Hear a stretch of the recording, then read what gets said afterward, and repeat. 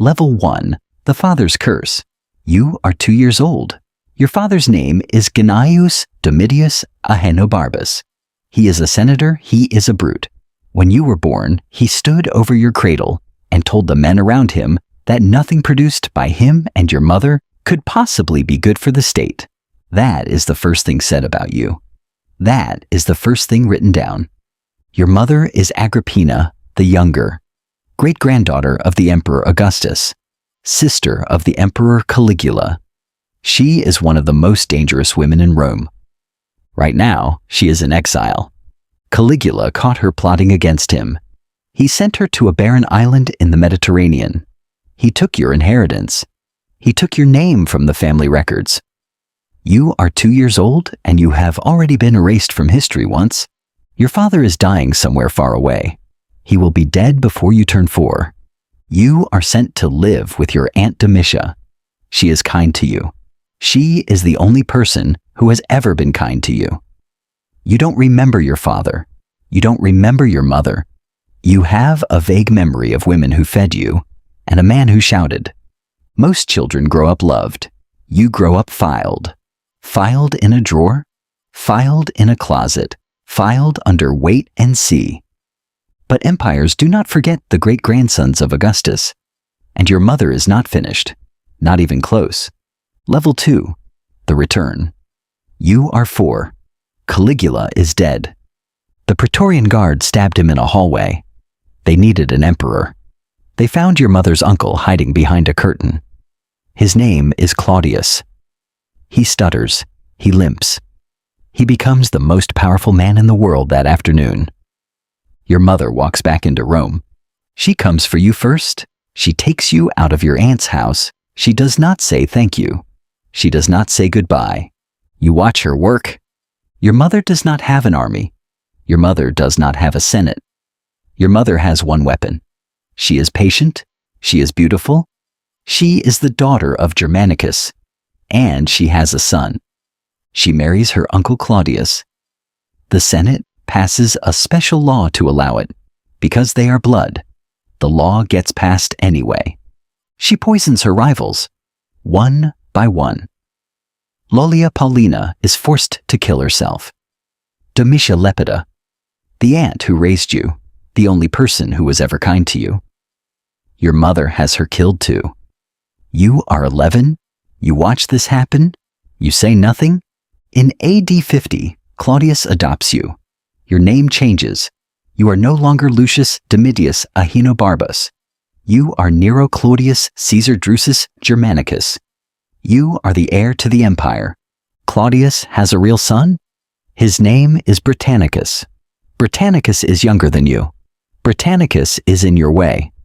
Your mother brings a tutor to the palace to teach you how to be an emperor. His name is Seneca. He is a Stoic philosopher. He is the most famous mind in Rome.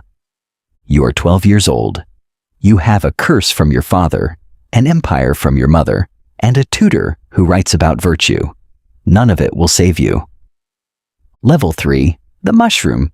You are 16. Claudius is at dinner. He loves mushrooms. Everyone knows he loves mushrooms. Your mother has a mushroom expert on retainer. Her name is Locusta. She is the best poisoner in Rome.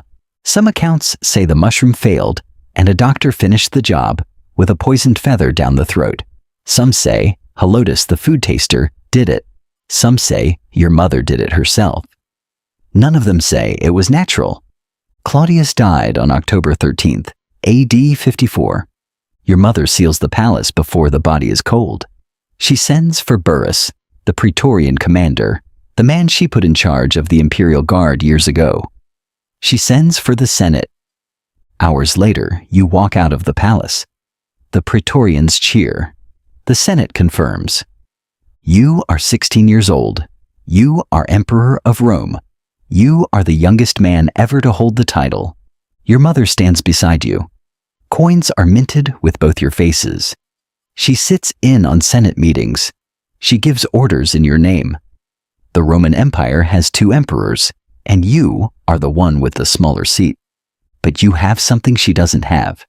You have Seneca whispering in your ear about your own greatness. You have Burrus, who Agrippina trained, but who will not stay with her dog forever. You have a city that is desperate for a young, generous, handsome ruler after 12 years of stuttering Claudius. The first speech you give to the Senate is written by Seneca. You promise an end to secret trials. You promise respect for the Senate. You promise a new Rome. For 5 years you mean it. Historians will call those years the quinquennium Neronis, the 5 good years. The best Rome we'll see in a generation. But your mother is still in the palace, and the boy she built is starting to think for himself. Level 4, the brother. You are 17. Britannicus turns 14 in February. Britannicus is the real son of Claudius. Britannicus has the bloodline you don't. Britannicus is 1 Senate vote away from being emperor in your place. Your mother is angry with you. You have moved her out of the imperial residence. You have stopped listening to her. You have a freedwoman lover named Acte, and your mother does not approve. So your mother does what your mother always does. She switches sides. She starts whispering about Britannicus, about how he is the rightful heir, about how Rome made a mistake with you. You hear it. You always hear it. You call Locusta, the same poisoner who killed Claudius. You tell her you need something quick. At a banquet in February A.D. 55, Britannicus is handed a cup of wine. The wine is too hot. A slave adds cold water to cool it. The cold water is poisoned. Britannicus drinks. He convulses on the floor. The dinner goes silent. You glance at the body. You tell the guests it is just an epileptic fit. He has had them since childhood. Continue eating. The body is cremated that night in the rain before anyone can examine it. You are 17 years old. You have killed the only person in Rome with a better claim to your throne. You have killed your brother by adoption. You have killed a 14-year-old at his own birthday dinner. Your mother understands what you are now. Your tutor understands what you are now. You understand what you are now. But you tell yourself, this was the last one. There won't need to be another. You are wrong. Level 5, the boat. You are 21. Your mother has to die. You don't say it out loud. You don't write it down. But you know it. Everyone in the palace knows it. She has been threatening to back your rivals. She has been opposing your mistress Poppaea Sabina, who is married to your friend Otho, but who you want for yourself. She has been reminding you, every day, that she is the reason you sit on the throne. You try poison. 3 times. Your mother has been eating antidotes for years. Nothing works. So, you build a boat. Your former tutor Anicetus, now commander of the fleet at Misenum, designs it. A pleasure barge with a collapsing canopy and a weakened hull. You invite your mother to the festival of Minerva at Baiae. You spend the evening hugging her, kissing her, swearing reconciliation. You walk her to the boat. You wave from the dock. The lead canopy falls in the night. It misses her. The hull collapses. Her servant is mistaken for her and beaten to death with oars. Your mother slips into the water and swims. She is 43 years old. She swims to shore. She sends you a calm letter the next morning, saying she had a terrible accident with the gift you sent her. But she is fine. You panic. You send Anicetus and a squad of soldiers to her villa. They break down her door. She is sitting on her bed, calm, waiting. She looks at the lead soldier. She pulls open her gown. She tells him to strike her in the womb that bore you. They stab her. They keep stabbing. They burn her body that night on a dining couch. There is no funeral. There is no monument. There is no mourning. The next morning, you tell the Senate she was plotting against you. The Senate believes you. The Senate has no choice. Senators send letters of congratulation. You ride back into Rome through cheering crowds. You are 21 years old. You have killed your father's curse. You have killed your mother. You are finally, completely alone. Level 6, the wife. You are 24. Burrus is dead. Seneca has retired. The 2 men who held the leash are gone. Your wife Octavia is 22. She is the daughter of Claudius. She is the reason your throne is legitimate. She is loved by the Roman people. She has given you no children. You have Poppaea now. Poppaea is pregnant. Poppaea wants to be an empress. You divorce Octavia. You claim she is barren. You marry Poppaea 12 days later. The Roman people riot in the streets. They tear down statues of Poppaea. They chant Octavia's name. They demand she be brought back. You watch from a window. You exile Octavia to the island of Pandateria. You have her accused of adultery with an Egyptian flute player. The charges are absurd. They are believed anyway because they have to be. Soldiers come to her room. They tie her up. They open her veins. The blood comes too slowly because she is too young, too healthy, too thin from grief. They put her in a hot bath to speed it up. She bleeds to death in the water. They cut off her head. They send it to Rome in a box. They show it to your new wife. Octavia is 23 years old. She has done nothing wrong. Her only crime was being in your way. You have killed your stepfather. You have killed your stepbrother. You have killed your mother. Now you have killed your wife. The Senate says nothing. The people say nothing. Rome has learned what happens to people who say things. You used to be the boy who promised the end of secret trials. You used to be the boy who refused to sign death warrants. That boy died in a villa in Baiae with his mother. You buried him there. What's left of you is something else. Level 7, the fire. You are 26. It is the night of July 19th, AD 64. The fire starts in the wooden shops at the southeastern end of the Circus Maximus. The shops are full of oil and cloth. The wind is strong. The summer is dry. Within an hour, the fire is out of control. It burns for 6 days. It burns 4 days, dies down, then starts again somewhere else, and burns 3 more. By the end, 10 of Rome's 14 districts are gone. Whole neighborhoods are ash. The poor have nowhere to go. The dead are uncountable. The temples that stood for 800 years are smoking holes. You are 35 miles away at your villa in Antium when it starts. You return to the city. The people see you walking through the ruins. They expect comfort. Some say you sang. Some say you played the lyre while watching the flames from a tower. Some say you wept openly. The accounts don't agree. What everyone agrees on is what comes next. You announce a new building plan. Wider streets, stone construction, setbacks from the road, smart, modern, safer Rome. You also announce a new palace for yourself, the Domus Aurea, the Golden House. It will cover 100 acres in the heart of the city. It will have a 100-foot bronze statue of you in the lobby. It will have a revolving banquet hall. It will have a private lake. The land for the Domus Aurea is land that just burned down. The people do the math. The senators do the math. The rumor moves through Rome before the smoke clears. The emperor burned his own city to build a palace. You hear the rumor? You know it is everywhere. You know that no decree, no donation, no charity will make it stop. You need a different kind of fire to put this one out. You need someone else to blame. Level 8, the torches. You are 26. You find your scapegoats. There is a small religious sect in Rome. They are followers of a Jewish preacher who was executed in Judea 30 years ago.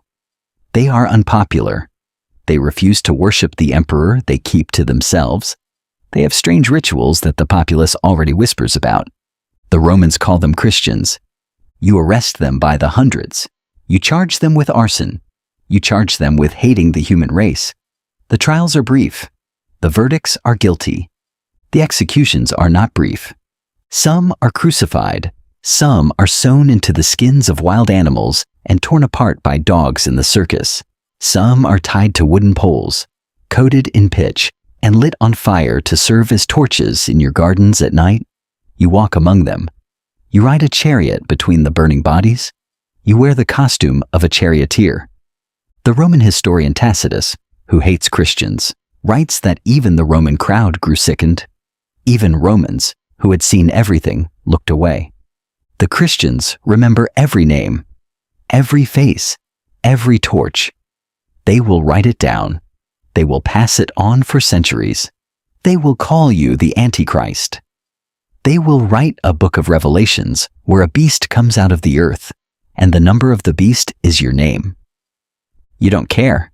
You needed a fire to drown the rumor, and you found one. But the rumor doesn't drown. It just goes underground. The senators still whisper. The provinces still mutter. The men around you start to keep their hands close to their swords. You used to be the boy who couldn't bear to sign a death warrant. Now you have killed hundreds of people for a crime you may have committed yourself. There is no one left who remembers the boy, not even you. Level 9, the kick. You are 27. The conspiracy was uncovered in April AD 65. A senator named Gaius Calpurnius Piso has been planning to kill you. 40 senators are involved.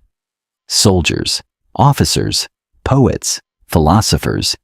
They were going to stab you at the games and put Piso on the throne. A slave talks. The plot collapses. You go through them one by one. Piso opens his veins in his bath. Lucan, the poet, opens his veins reciting his own poetry. Petronius, your friend, the man who helped you choose your wines and your silks, opens his veins at a dinner party while making jokes.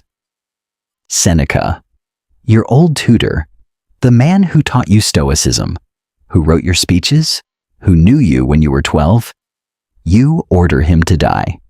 He opens his veins in front of his wife. The blood comes too slowly. He has to be put in a hot bath. He dies muttering philosophy. Your wife Poppaea is heavily pregnant. It is summer. You come home late from the chariot races. She nags you. She is tired. She is hot. She is sick of waiting. You kick her in the stomach. You don't mean to. Some accounts say you don't mean to. Some say you do. She dies that night. The baby dies with her. You collapse. You give her the largest funeral Rome has ever seen. You burn a year's worth of Arabian incense on her pyre. You declare her a goddess.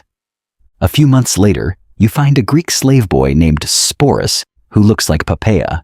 You castrate him. You marry him. You call him by your dead wife's name. You used to be a man with a mother, a wife, a brother, and a tutor. You have killed them all. You stand in the wreckage of every relationship you ever had. You wear the dress your dead wife used to wear, and you put it on a boy. Rome watches. Rome remembers. The Senate has had enough. Level 10, the artist. You are 30. The provinces are revolting. It starts with Vindex in Gaul, then Galba in Spain, then Otho. Poppaea's first husband, the man whose wife you stole, joins Galba, then Africa, then the Rhine legions. You laugh at first. You tell the Senate you will sing them all back into obedience. I have only to appear and sing to have peace once more in Gaul. No one laughs with you. The Praetorian Guard takes a bribe and switches sides. The Senate declares you a public enemy. They condemn you to be beaten to death with rods on a cross. You flee Rome on horseback in disguise. 4 men go with you. A freedman named Phaon has a villa outside the city. You hide there. You order the men to dig a grave. You watch them dig. You pace. You mutter the same phrase over and over in Greek. Qualis artifex pereo. What an artist dies in me. You can hear horsemen approaching down the road. You know what they will do to you if they reach you alive. You hold a dagger to your throat. You can't push it in. You ask one of your men to do it first, to set the example. He won't. The horsemen are at the gate. You drive the dagger into your throat with help from your secretary Epaphroditus. The blood comes fast. A soldier breaks into the room and tries to stop the bleeding. He pretends he came to save you. You look at him. You whisper too late. This is fidelity. Then you die. It is June 9th, AD 68. You are 30 years old. You are the last emperor of the bloodline of Augustus. The dynasty that has ruled Rome for 100 years dies with you on a freedman's floor. Within a year, 4 men will fight to take your place. Galba will be murdered in the Forum. Otho will kill himself. Vitellius will be torn apart by a mob. Vespasian will finally take the throne. For decades after your death, peasants in the provinces will swear you are still alive. They will say you are coming back. They will say a red-haired prophet in the east is you, hiding, waiting. They will be wrong, but they will believe it for a long time. You started as a boy your father said could never be good for Rome. You ended as a corpse on a freedman's floor with a dagger in your throat and an audience of 1. And now you are history.